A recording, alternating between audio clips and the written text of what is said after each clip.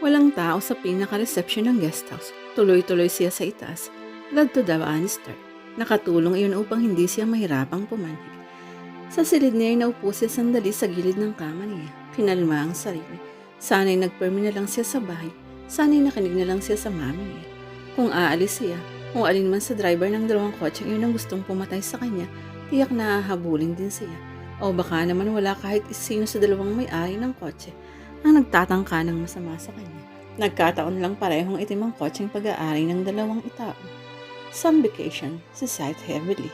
Tumayo at pagkatapos ay pumasok sa loob ng banyo. Hinubad ang basang suot at tinimpla ang shower. Umaasang may mainit na tubig. Hindi na iyon na itanong kanina.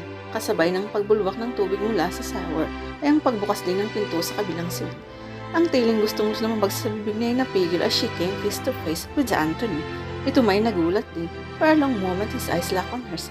Lock this side of the door next time. He reprimanded gently at saka lumabas at isinarang muli ang pinto. Para siyang estatwang nakatayo sa ilalim ng tumutulong shower ng mailang sandali.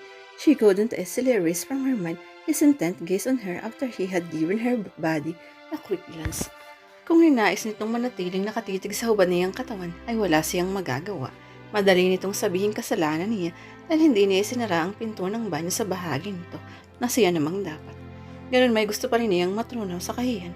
At paano ba namang wala sa isip niyang magkasosyo sila sa banyo? Paano niya magagawang humarap dito sa susunod na mga araw?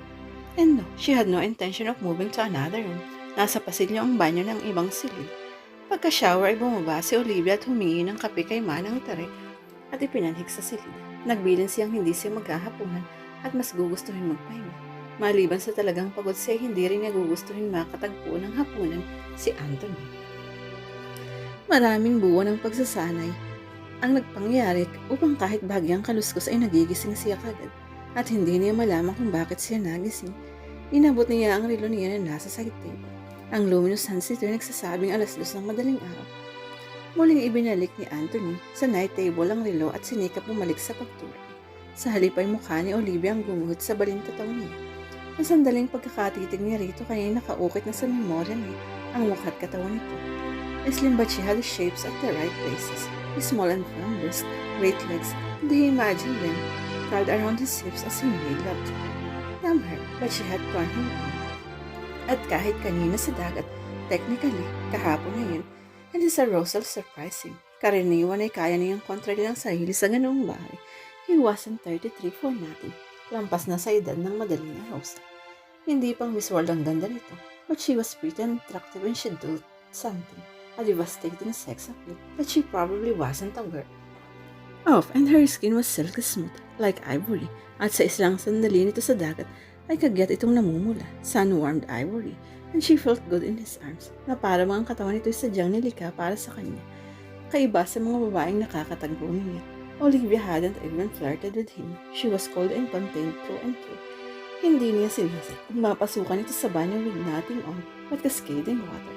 While other women would have shivered, o di kayo mauupo at magpipilit na takpan ng katawan. She didn't do any of those awkward things. She maintained her cool and that dignified. Subalit may nangingibabaw sa mga mata nito. He was sure it was her. Yes, damn her. Did she think he would rape her? Ang pag-iisip niya sa dilim ay naputol ng makarinig siya ng mahinang ungol. He strained his ears to listen carefully. Ang mahinang ungol ay lumakas. Mula sa kabilang silid ang narinig niya. Sa ilubiyang narinig niyang umuungol at iyon ang nagpagising sa kanya. Was she having a nightmare or something? Or was she in pain? Napatayo si Anthony. Binuhay ang ilaw sa silid at nagpalakad-lakad. Hindi malaman kung anong gagawin. Binuksan niya ang bathroom door. Umaasang hindi nakasara sa kabilang pinto. But no such luck. Pagkatapos ang nangyari kaya hindi magpapabaya si Olivia. Lumabas siya sa balcony. His own French door was left open. Walang dahilan para hindi niya enjoy ang hangin sa gabi. He tried Olivia's door. It was locked. He expected that. At mula sa balkonahe ay malakas ang ungol nito. Pinutok niya ang French door kasabay ng pagtawag sa pangalan nito. Hindi niya makuhang kumatok ng malakas. Maaari niyang magising at maabala ang ibang tao at palamang na magigising niyang dalawang matanda. Mapanik ang mga ito at magkakaroon ng komosyon. Maaaring mapahiya ang dalaga. He went back to his room impatiently. Binuksan ang drawer ng night table at kinuha ang bungkus ng mga susi roon. Bumalik sa balkonahe at sinusiyan ang pinto at pumasok. Bagya pa siyang nagtaka nang makitang bukas ang lampshade nito. Humakbang siya patungo sa kama nito at naupo sa gilid nito. Olivia, banayad niyang tawag. She was tossing and turning. May mga butil-butil na pawis sa gilid ng noo. And tears, hinawakan niya ito sa mga balikat at marahang niyawid. Olivia, wake up. No, sigaw nito at nagpumiglas at nanlaman ito. As if she was fighting for her life. Inabutan ng mga kuko nito ang braso niya and scrubbed his skin dry in blood.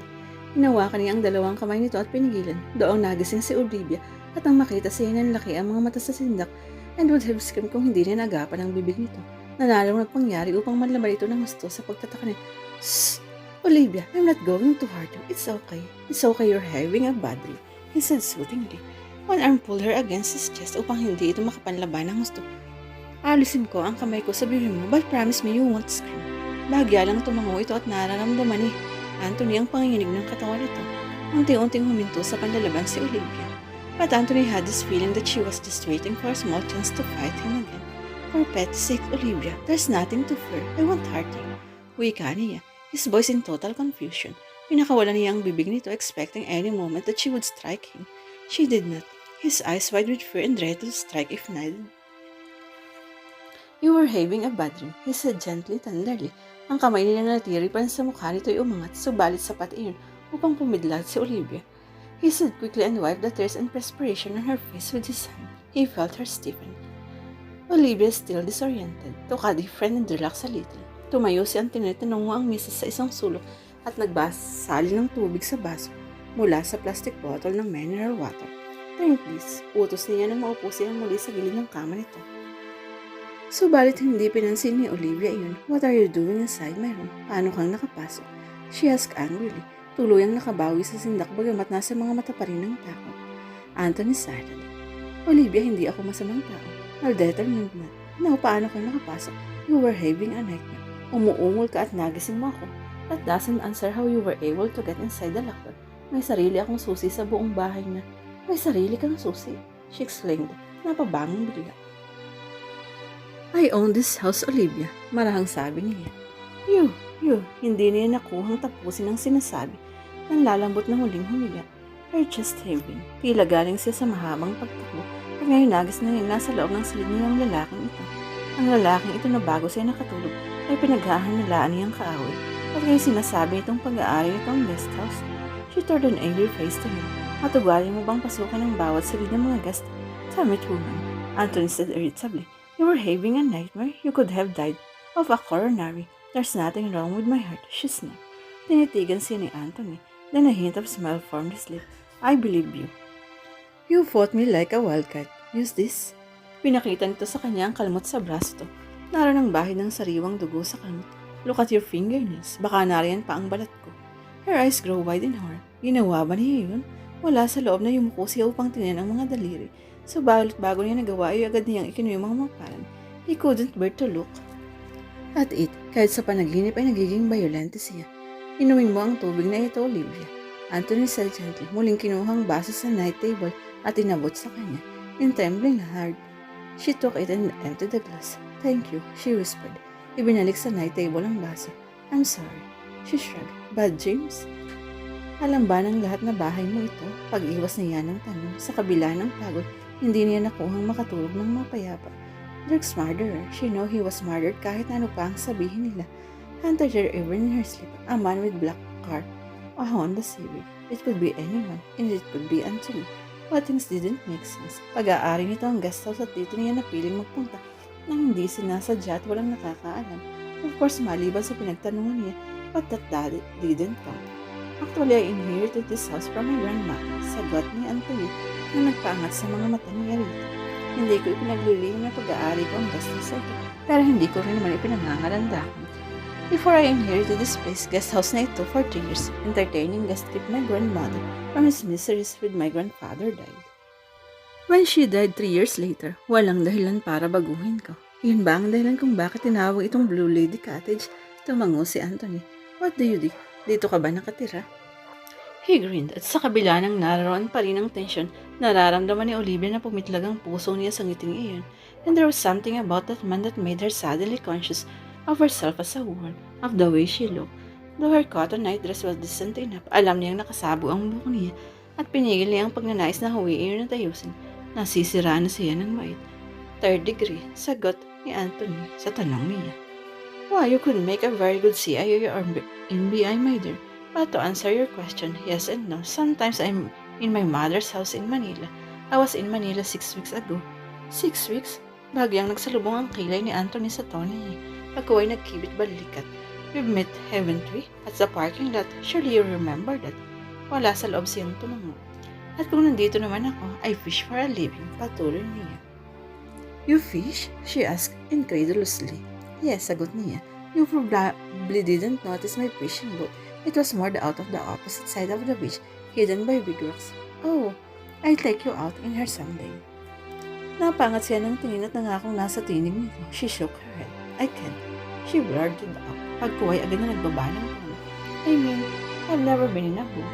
There's always a first time, Olivia. Decide ng boat. Hinalaong ko siya. Nilapitan siya nito at banayan na hinawakan sa mga balikat at maingat na inhiga pabalik. Aware of the man's masculinity, gusto niyang hawiin ang kamay nito, subalit hindi niya magawa, and she was confused that his gesture was meant.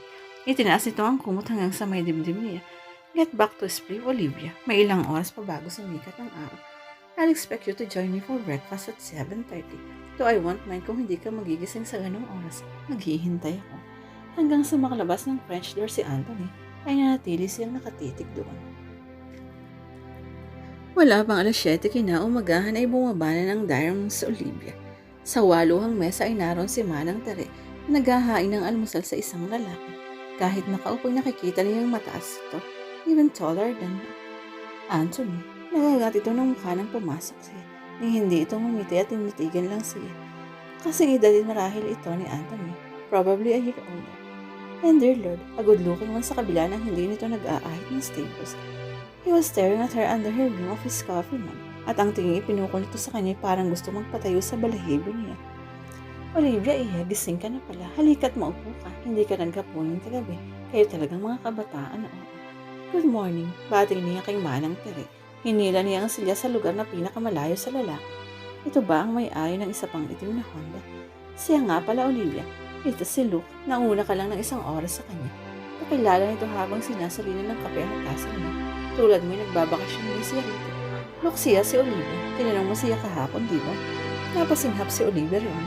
Tinanong siya nito kahapon kay Manang Tere.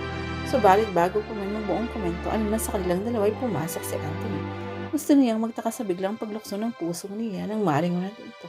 He wore a gray jogging pants with blue stripe on both sides and turtleneck windbreaker. Good morning, he greeted to no one in particular. Pagkuha hinilang silya sa tabi niya at naupo at humingi ng tasa ng kami kay Manang Tere. Sleep well? He whispered in her ear. His clean fresh breath warm on her cheek. Tipid ng ngiti ang sinagot niya at bahagyang tumango. Been jogging? Yap, kumusta ang binti mo? I brought a pharmacy with me. Nilagyan ko na ng betadine kagabi. Anthony's cologne assaulted her senses, subalit hindi niya maiwasang hindi sulyapan ng lalaki. Sa kabila, nahuli niyang nakatitig ito sa kanya. Agad siyang umiwas ng tingin. Good, ani Anthony, anong plano mo sa araw na ito? Gusto kong magtungo sa general store. Tatawagan ko ang mami ko at ipapaalam po kung saang bayan ako naroon. Nakangiting sabi niya. Pagkuway agad rin naglaho nang makitang titig na titig si Anthony sa kanya. May, tumubang mo bang sukay sa ulo ko? Yes, man, he said softly, at para kang sunflower, umaliwalas ang buong paligid sa pamukadkad. She gasped at an unexpected compliment, and was saved gracefully from giving any comment sa biglang pagtayo ni Luke, at dumarag ang silya sa side. Natuon dito ang pansin niya, and she was right. He was tall, way over 6 feet.